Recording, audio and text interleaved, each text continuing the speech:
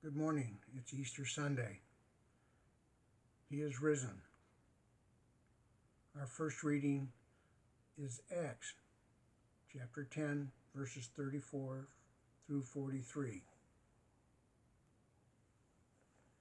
Then Peter began to speak to them. I truly understand that God shows no partiality, but in every nation anyone who fears him and does what is right is acceptable to him.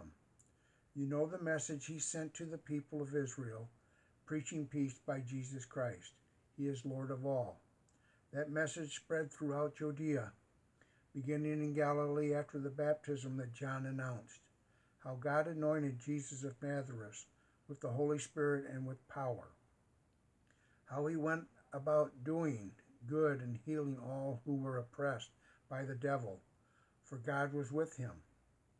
We are witnessing to all that he did both in Judea and in Jerusalem. They put him to death by hanging him on a tree.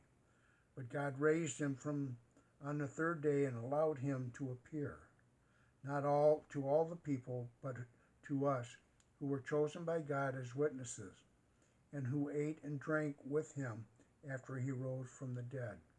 He commanded us to preach to the people and to testify that he is the one ordained by God as judge of the living and the dead. All the prophets testify about him, that everyone who believes in him receives forgiveness of sins through his name. Here is the first reading. Our psalm today is Psalm 118, verses 1 and 2, and 14 to 23. Oh, give thanks to the Lord, for he is good. His steadfast love endures forever. Let Israel say, his steadfast love endures forever. The Lord is my strength and my might. He has become my salvation. There are glad songs of victory in the tents of the righteous. The right hand of the Lord does valiantly. The right hand of the Lord is exalted.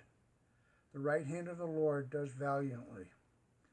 I shall not die, but I shall live, and recount the deeds of the Lord. The Lord has punished me severely, but he did not give me over to death.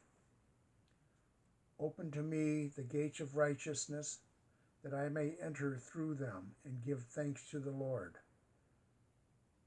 Then this is the gate of the Lord, the righteous shall enter through it.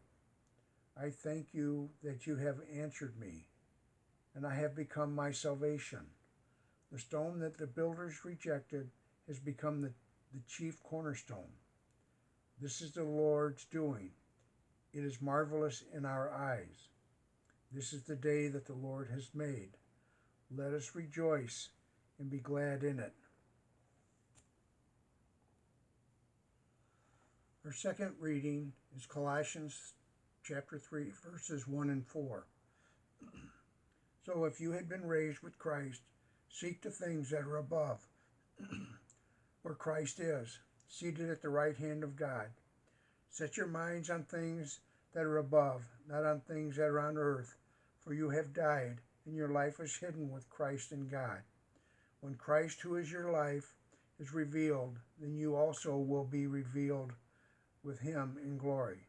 Here ends the second reading.